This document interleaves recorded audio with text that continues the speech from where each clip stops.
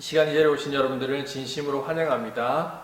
2021년 12월 19일 대림절 넷째 주일 예배를 시작하도록 하겠습니다. 다 함께 사도신경으로 신앙 고백 드리겠습니다. 나는 전능하신 아버지 하나님 천지의 창조주를 믿습니다. 나는 그의 유일하신 아들 우리 주 예수 그리스도를 믿습니다.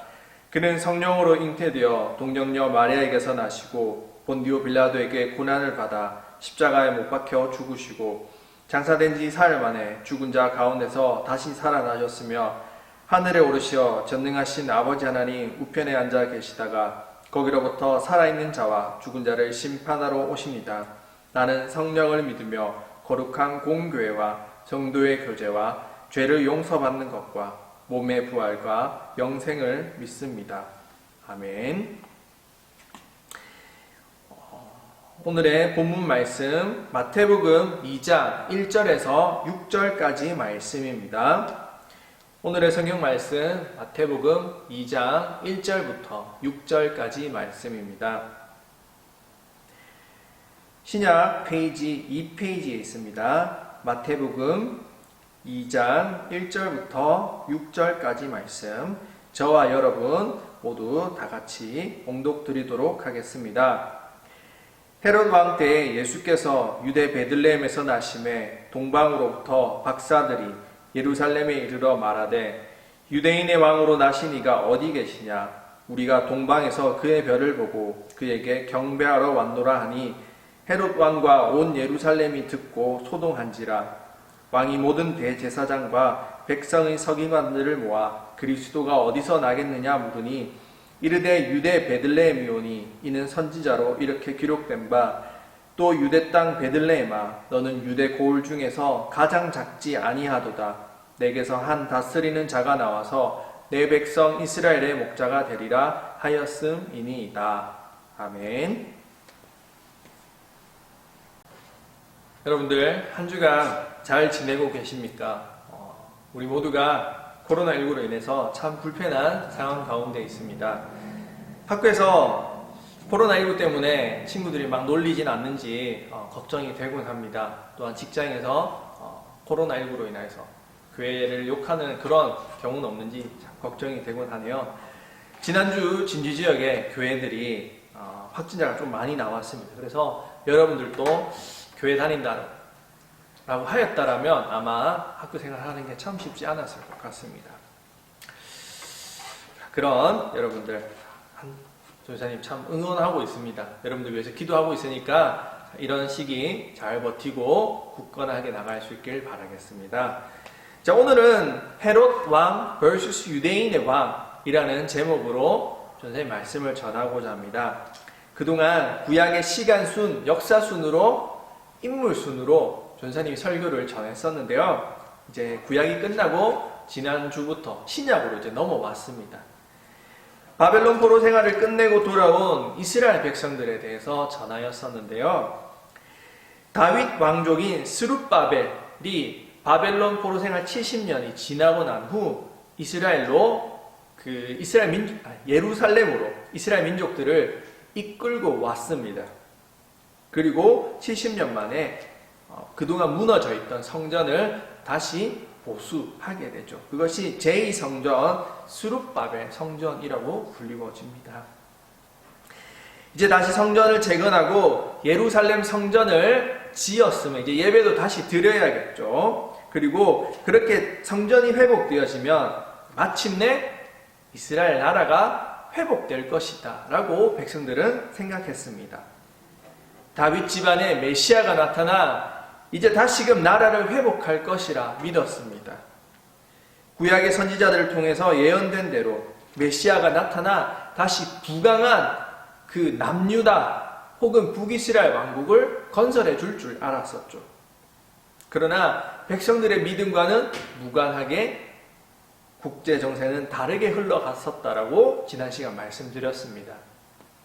다윗 왕가는 완전히 무너지고 이스라엘은 400년간이나 다른 강대국에 의해서 식민지 생활로 통치를 받게 되는 것이죠.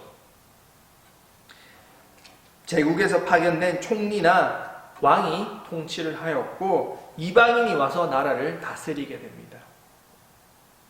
바벨론 제국, 그 다음에는 페르시아 제국, 그 다음엔 헬라 제국, 마게도냐의 우리가 잘 아는 알렉산더 대왕의 헬라 제국, 그 다음에 알렉산더 대왕이 죽고 난 후에 얼마 지나지 않아 로마 제국. 400년간의 시간 동안 식민지 생활을 하게 됩니다. 이때 당시 백성들의 마인드는 어떠했을까요? 그 자존심 강한 유대인들이 바벨론에서 70년간의 세월을 지내는 동안 그 민족성이 흔들리지 않았던 그 유대인들이 무려 400년간이나 식민지 생활을 했다. 어떤 기분일 것 같아요? 우리도 일본에 의해서 수탈당하고 식민지 생활을 했잖아요. 그리고 문화 통치 등을 통해서 거의 동화되다시피 하였는데 이 유대인들은 잘 동화는 되지 않았습니다. 하지만 그 400년이란 기간 동안 수탈을 당하고 독립전쟁도 일으켰지만 모든 독립전쟁들이 다 실패하고 마는 그런 상황에 이르게 되죠. 그 자존심 강한 유대인들의 자존심은 완전히 바닥이 되었습니다. 자신들은 하나님의 백성이고 선택된 백성들인데 다른 나라의 통치를 받는다? 이해할 수 없는 것이죠. 분명히 성전에서 말씀을 들을 때는 우리는 하나님의 자손, 아브라함의 백성인데 예배당을 벗어나게 되면 그냥 식민지의 일개 백성일 뿐이죠. 그렇다면 그들의 마음은 과연 어떠했을까요? 과연 그들이 하나님을 잘 믿을 수 있었을까요? 그렇지 않겠죠. 이런 상황 가운데 오늘 본문 마태복음 2장 1절에는 헤롯이라는 사람이 이스라엘을 다스리고 있었다라고 기록하고 있습니다.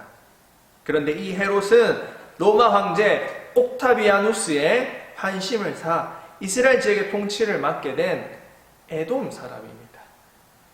전통적인 이스라엘의 그 적국 에돔이라는 지역의 출신의 왕이었던 것이죠. 여러분 한번 생각해 보세요. 만약 우리나라 사람이 아닌 중국 사람이나 일본 사람이나 러시아 사람이 우리나라를 통치한다 생각 한번 해보세요. 통치가 잘 될까요? 우리나라의 문화도 알지 못하고 정치 경제도 알지 못하는데 이 헤롯 왕이 통치를 잘 하지도 못했지만 사실 유대인들도 별로 좋아하지 않았습니다. 자신들의 왕이라고 여기지 않았었죠. 그래서 이 헤롯은 유대인들의 환심을 사기 위해서 어떤 방법을 쓰느냐? 바로 성전을 보수하는 방법을 씁니다. 스룹바벨 이후 400년간이나 독립전쟁으로 황폐해졌던 그 성전을 보수하게 되죠. 그래서 많은 유대인들이 헤롯 왕을 인정해주게 됩니다. 비로소 유대인들의 환심을 사게 되는 것이죠. 그리고 지속되어졌던 반란도 잘 잠재워서 로마 황제와 원로원으로부터 유대인의 왕이라는 칭호를 받게 됩니다. 누가? 바로 이 헤롯 왕이 말이죠.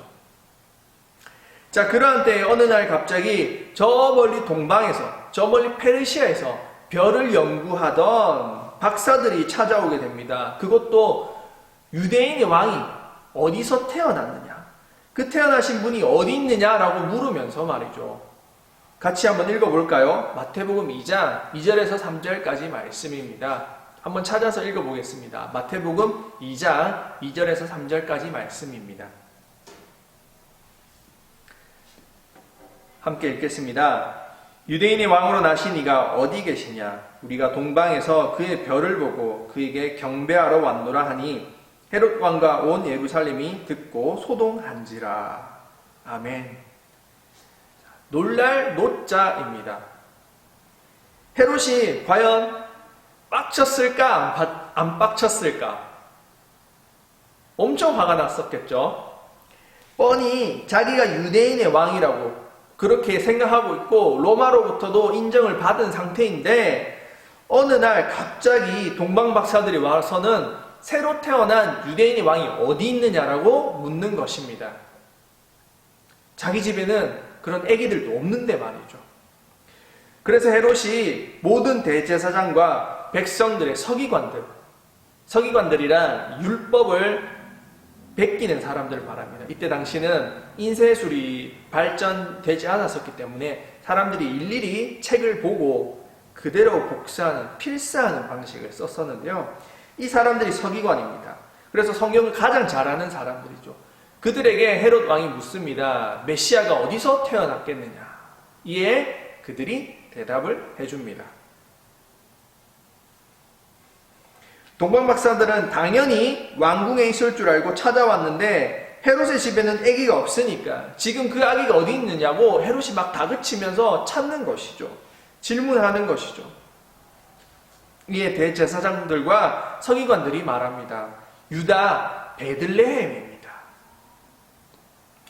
예언에 의하면 미가서 5장 2절에 따르면 그분은 베들레헴에서 태어나실 것입니다. 라고 말을 하는 것이죠. 이에 헤롯 왕이 동방박사들에게 그 아기를 찾으라 명합니다. 그리고 찾고 나서 나한테 좀 얘기해 달라고 말을 하는 것이죠. 그가 왜 찾으라 말했을까? 자기도 그 아기 앞에 가서 경배하기 위해서였을까요? 사실 그렇지 않습니다. 죽이려고 했었죠. 이 헤롯 왕은 권력욕이 아주 많은 사람이었습니다. 이 권력욕 때문에 자신의 3명의 아들과 아내 그리고 장인어른까지도 죽여버린 사람입니다. 사이코패스죠. 이 권력 그게 뭐라고? 자기 가족 그리고 자기 왕위를 이을 아들 3명마저도 그 권력의 욕심 때문에 죽여버렸던 사람입니다. 자, 이런 사람이 유대인의 왕, 자기 나라 출신도 아닌 유대인의 왕, 그가 태어났다? 얄짤없이 죽이려 했을 것입니다. 그리고 실제로 그렇게 했었고요. 이후에 동방박사들은 별을 따라가서 마침내 베들레헴에서 구유에 누이신 아기 예수님을 만나게 됩니다. 그들이 예상했던, 동방박사들이 예상하고 분명히 왕궁에 있겠지 했던 그 메시아는 사실 왕궁이 아닌 아주 누추한, 더럽고 누추한 마구간에서 태어나신 것이었죠. 유대인의 왕이시면서 온 세상의 구주이신 예수 그리스도를 마구간에서 만나게 된 것입니다. 그리고 그곳에서 아기 예수께 황금과 유향과 몰약 이 3가지 예물을 드리게 되죠. 이후의 이야기는 여러분들이 잘 아시는 대로 동방박사들은 헤롯 왕에게로 돌아가지 않습니다. 꿈속에서 돌아가지 마라 라는 명령을 받고 본국으로 가게 되죠.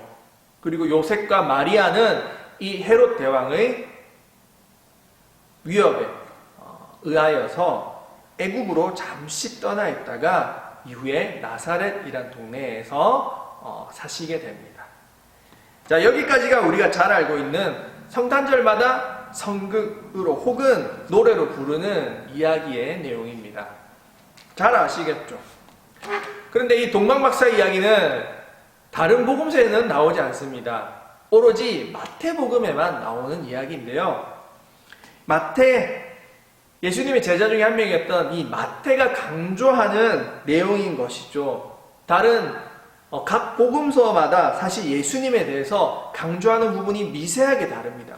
같은 이야기를 보고서도 제자들이 서로 다르게 예수님에 대해서 기술하고 있는데요.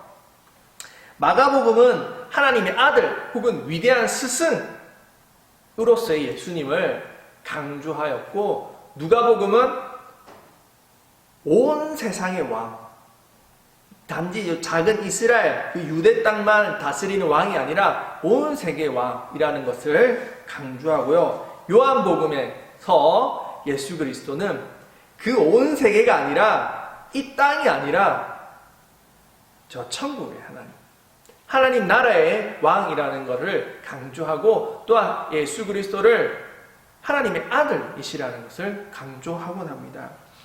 그런데 오늘 본문 우리 마태복음에 마태가 강조하는 예수님은 바로 유대인의 왕으로 오신 예수님입니다.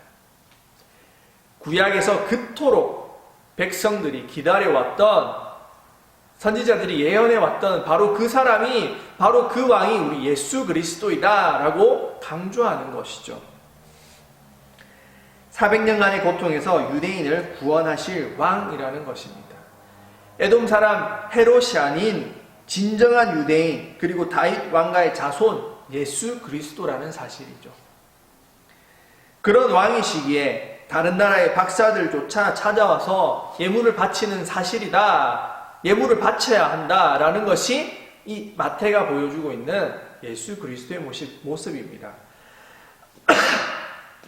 하지만 그 왕, 유대인의 왕 예수 그리스도는 그 유대인의 왕이라는 호칭에는 전혀 관심이 없습니다.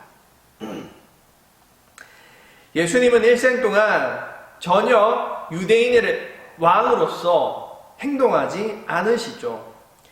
지금 우리나라 대통령 선거가 내년 봄에 있습니다. 지금 우리 대선 후보들은 그래서 매일마다 TV에 나와서 그들의 행보를 보여주고 어디를 찾아갔다, 어디를 누구를 만났다, 어떤 지역에서 선거를 홍보를 하고 있다, TV에 나와서 자신들의 모습을 보여주고 기자회견을 하는 등 자신의 모습을 계속 어필하는 모습을 보여주고 있죠. 내가 대통령이 되기에 적합한 사람입니다. 그리고 저 사람은 범죄자다 그러면서 서로를 깎아내리면서 내가 대통령이 되어야 한다라고 자신을 어필하고 있습니다.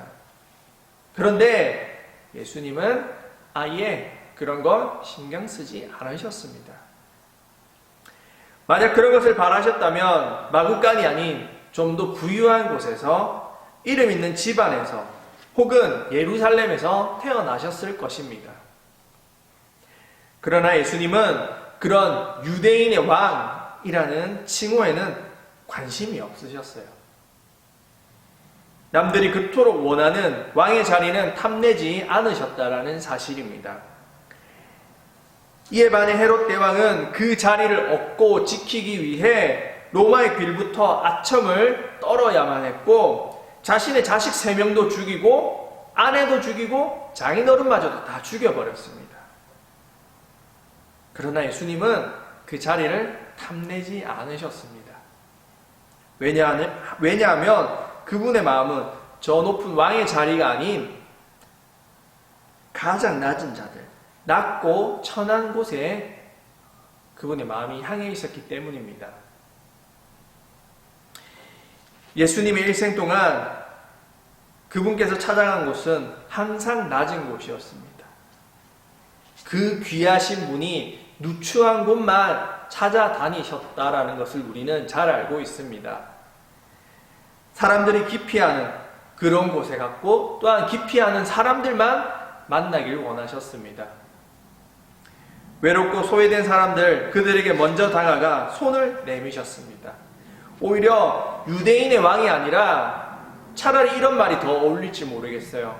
아웃사이더들의 왕, 아싸들의 왕, 그런 호칭이 더 어울리시는 분입니다. 자, 그런 예수님은 오늘도 이 시대에 어떤 사람을 찾고 계실까요? 장담하건대, 확신하건대 오늘도 그분은 가장 소외되고 가장 천한 자들을 찾고 계실 것입니다.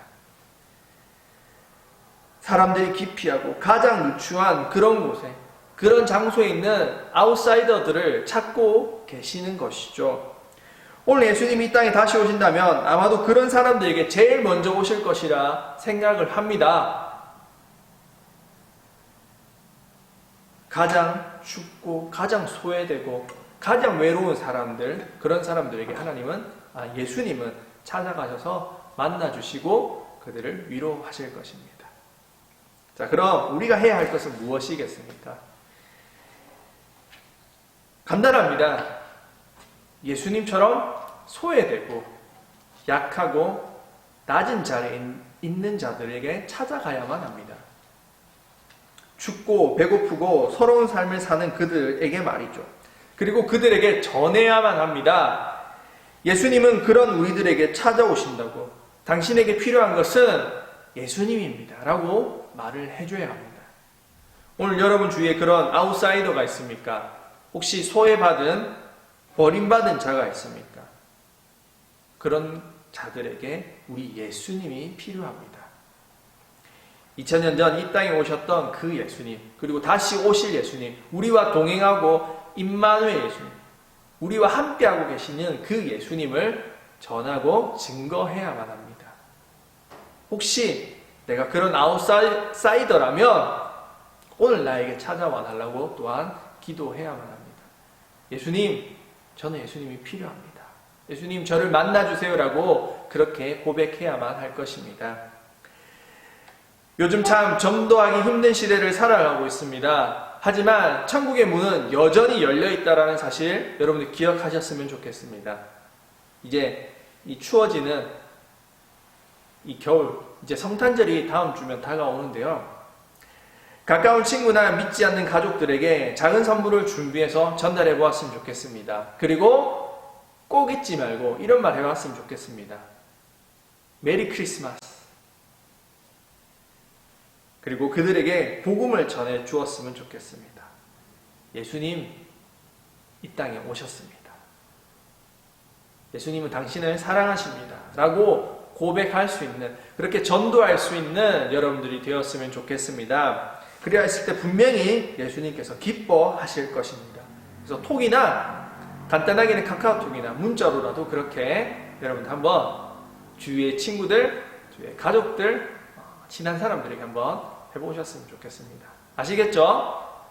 꼭 그렇게 성탄의 기쁨을, 그리고 전도하는, 복음을 전하는 그 기쁨의 소식을 전할 수 있는 여러분들의 삶 되시기를 간절히 바라고 소원합니다. 기도드리겠습니다. 하나님 아버지, 오늘 이 땅에 오신, 유대인의 왕으로 오신 예수 그리스도에 대해서 우리들 듣게 되었습니다. 예수님은 세상의 왕이 아닌 가장 낮고 천한 자리에서 가장 소외된 자들의 왕이 되기를 원하셨다는 사실 우리가 알게 되었습니다. 저희들도 그런 예수님의 모습을 닮아 예수님의 사랑이 필요한 자들에게 복음을 전하게 하여 주시옵시고, 그들이 예수님을 만날 수 있도록, 전도할 수 있도록 주님 저희들 사용하여 주시고 담대한 마음 가지고 살아갈 수 있도록 저희들 인도하여 주시옵소서. 또한 평생을 살아가면서 평생을 주님을 증거하며 자신의 삶 가운데 동행하신 예수 그리스도를 날마다 전하며 살아가는 우리 아이들 될 수 있길 원합니다. 이 성탄절이 다가오는 기간 동안 아무런 말도 없이 혼자서 예수님을 알고 믿고 끝나는 것이 아니라 이웃에게 그 사랑을 전하며 살아가는 그런 신실한 그리스도인으로서 살아갈 수 있는 우리 아이들 되게 하시옵시고, 그렇게 하였을 때 믿지 않는 자들이 주님 앞으로 나오는 그런 역사가 일어날 수 있도록 주님 인도하여 주시옵소서. 감사드립니다. 예수님 이름으로 기도드립니다. 아멘.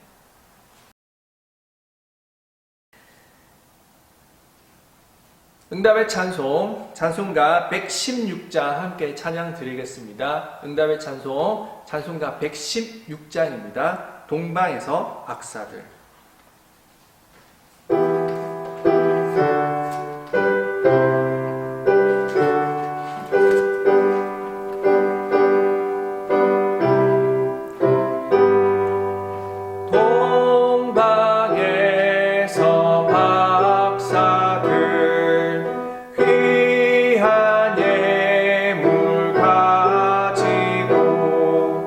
산을 건너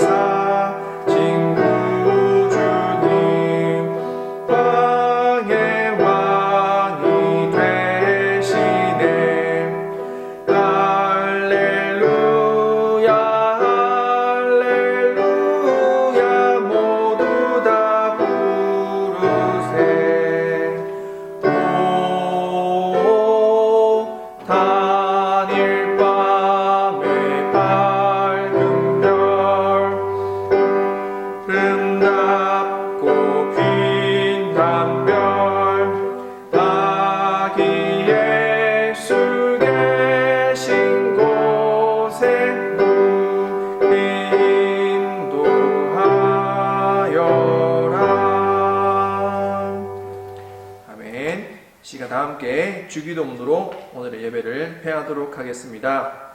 다 함께 주기도문 드리겠습니다.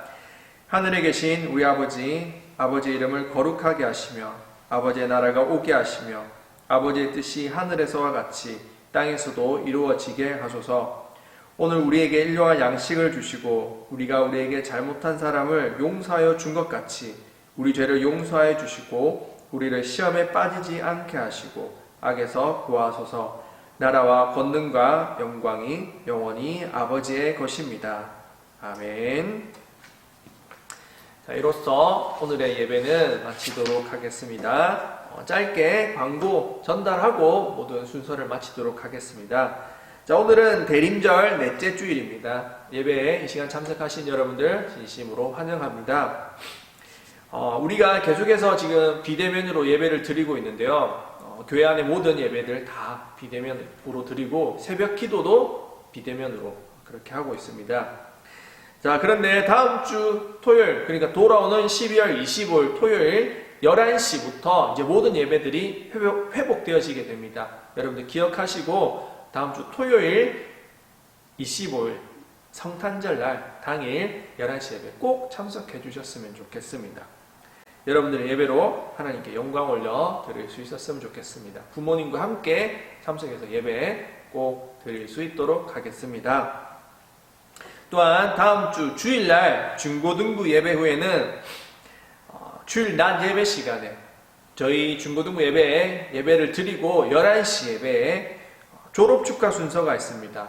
우리 고3 친구들, 중3 친구들 꼭 참석하셔서 졸업식 그 순서에 꼭 참석하셔서 상장도 받으시고 그리고 준비된 상품도 받아 가시길 바라겠습니다. 12월 예배인도, 다음 주 예배인도는 박현우 선생님, 그리고 찬양인도는 강주영 선생님입니다. 봉헌위원은 허하라 학생이고요. 다음 주 주일 기도는 김세명 선생님입니다.